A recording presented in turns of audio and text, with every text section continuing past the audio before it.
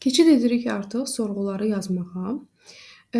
Bayaqkı dərsdə ümumi danışdım, lakin istəyirəm ki, tam olaraq bu hissələri sizə izah eləyim. Biz gördüyünüz kimi bizim databazamız cədvəllərdən ibarət idi və biz employees cədvəlini, HR employees cədvəlindən istifadə etmişdik. Və biz bu HR employees-in içindəki bütün məlumatları görmək istəyirik. Hansı sütunlar var, hansı datalar var, ümumiyyətlə nə var, nə yox, hər birini görmək istəyirik. Bu zaman biz nə istifadə edirik? Select-dən. Select ulduz. Ulduz işarəsi nəyi bildirir? Bütün sütunları, bütün məlumatları çəkir, gətirir, sizə göstərir. Və from HR employees. Niyə from HR employees? Çünki mənim baxacağım cədvəl HR employees-dir. Yəni bu o deməkdir ki, get HR employees cədvəlindən mənə bütün məlumatları seç, gətir. Yəni bu formada çox sadə bir şəkildə. İndi biz tutaq ki, bizim müdir bizə deyir ki, mənə bütün məlumatlar lazım deyil. Mənə get işçilərin siyahısını gətir. Adı və soyadı olsun. Biz bu zaman nə edirik? Çox sadə və rahat. Select first name. Burada fərqi yoxdur. Siz bunu böyük hərflə yazmısınız, kiçik hərflə yazmısınız. Last name from HR employees. Bu formada biz sorğumuzu yazdıq, artıq hazırdır. Düzdür? Biz bunu run etdikdə görürük ki, müdirin bizə istədiyi ad və soyad sütunları gəldi, çıxdı. Amma müdirə aparırıq bunu. Müdirin xoşuna gəlmir. Bizə deyir ki, get bu adları birləşdir. Biz bu zaman nə edirik? Gəlirik bunu bu hissədə kopyalayacağam. Biz bu iki belə deyim, sütunu bir sütunda birləşdirmək üçün nədən istifadə edəcəyik? İstifadə edəcəyik bu işarədən. Gördüyünüz kimi 2 dənə düz xətt işarəsindən istifadə edəcəyik. Və bu formada gördüyünüz kimi bizim adlarımız birləşdi. Amma təbii ki, müdir baxanda deyəcək ki, bu nədir belə? Adla soyad birləşikdir. Biz bu zaman nə edirik? Araya nə edəcəyik? Bir dənə boşluq atacağıq. Baxın, diqqətlə. Gördünüz? Mən bu hissəyə atdım boşluğu və last name-dən getdi birləşdi və heç bir məlumat vermədi mənə. Amma mən bu boşluğu gətirirəm bu hissəyə və burada da 2 dənə düz xətt yazıram. İndi görək bizə nə verəcək. Baxın, mən nə etdim? Mən birinci növbədə first name gətirdim, yəni adı. Aralarına boşluq atmaq üçün hər ikisini düz xəttlə birləşdirdim. Və yenidən last name-i də burada birləşdirmək üçün gətirdim. Bu formada yenidən 2 dənə düz xətt gətirdim. Yəni bu çox rahat bir üsuldur. Datalar üzərində dəyişiklik etmək üçün, birləşdirmək üçün belə deyim, çox rahat bir üsuldur. Oracle-ın bizə təmin etdiyi. Və aparmışam bunu müdirə. Müdir deyir ki, bu nədir? Bu nə sütun adıdır? Mən heç nə başa düşmürəm. Bu formada biz aliaslardan istifadə edirik. Yəni biz sütunun adında dəyişiklik edəcəyik. Yazacağıq ki, işçinin bir dəqiqə. İşçinin, istəsəniz bunu belə də bu formada da yaza bilərsiniz. İşçinin adı və soyadı. İndi gəldik bura. Gördünüz? İşçinin adı və soyadı. Normal, qəşəng bir sütundur. Adı və soyadı. Hər bir məlumat daxil olunub. İndi siz məndən soruşa bilərsiniz. Biz bu əzi hər dəfə yazmalıyıq. Xeyr, yazmaya da bilərsiniz. Baxın, bu formada run edəcəyik və yenidən eyni məlumatı bizə qaytardı.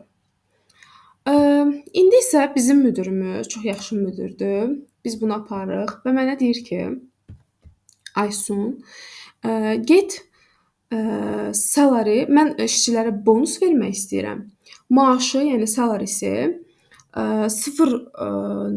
belə deyim, 30% qədər, maaşın 30% qədər bonus vermək istəyirəm mən işçilərə. Get bunu hesabla, gətir mənə. Görək nədir, cədvəldə nələr çıxır. Biz bunun üçün nə edəcəyik? Bizə hansı kolumlar lazımdırsa onların adlarını yazmağımız kifayətdir. Select first name, tutaq ki, last name və bizə lazımdır salary təbii ki. Biz maaşı, müdir bizə nə demişdi? Maaşın 30% qədər, düzdür? Və biz bu halda nə edirik? Biz bura 30% yazsaq, Oracle bunu tanımayacaq. Biz nə etməliyik? Adi sadə riyaziyyat 0.3-ə vuracağıq. Və from HR.employees cədvəlindən. Və artıq bunu run edəcəyik. Baxaq görə bizə nə çıxır. Qəşəng ad soyad çıxdı, maaş çıxdı və maaşın 30%. Yəni tutaq ki, deyək, Douglasda 2600 manatın 30%, 780 manat bonus vermək istəyir müdir bu işçiyə. Və biz bunu bayaqki kimi, istifadə elədiyimiz kimi bonus olaraq qeyd eləyib sütunun adını dəyişə bilərik.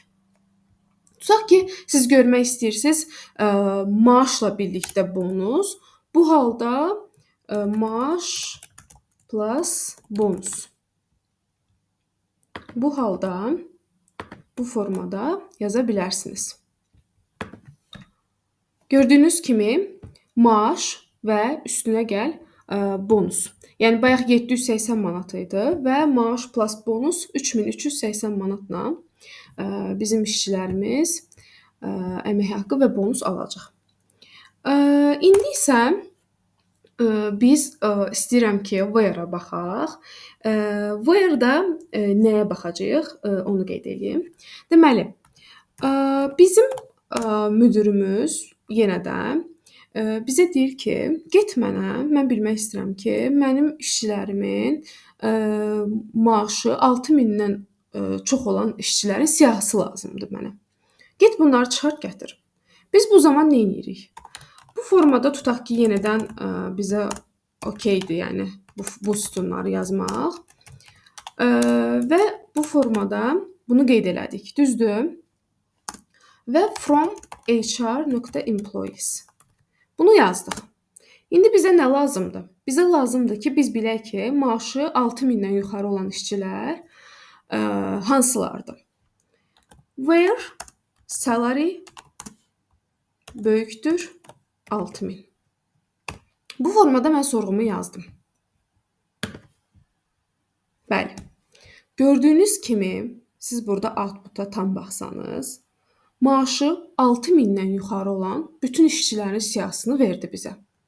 Və mən tutaq ki, demək istəyirəm ki, 6000-in özü də bərabər olsun. Yəni 6000-ə bərabər olan maaşlar və gördüyünüz kimi Pat Davis 6000 maaşı var və bu da artıq cədvəlimizdə əks olundu. Amma mən burada böyükdür, bərabərdir işarəsi qeyd eləməsəydim, 6000-in özünü daxil etməyəcəkdi. Ona görə də burada 6000 yəni biz burada böyükdür, bərabərdir işarəsini yazmalıyıq. Biz bayaq operatorlara baxanda qeyd etdik ki, bizdə SQL-da bu operatorlar var, düzdür? Bunların hər birində where-ın daxilində istifadə edə bilərik. Tutaq ki, mən deyirəm ki, maaşı 6000-ə bərabər olmayan işçilərin siyahısı. Tutaq ki, 6000 olmasın.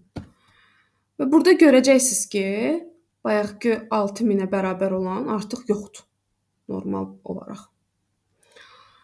Hələlik bu qədər bəsdir. Növbəti dərslərdə digər operatorlara baxacağıq, and or birləşmələrinə baxacağıq və digər mövzuları da əhatə eləyərik. Diqqətiniz üçün təşəkkür edirəm, dinlədiyiniz üçün də təşəkkür edirəm. Görüşənədək.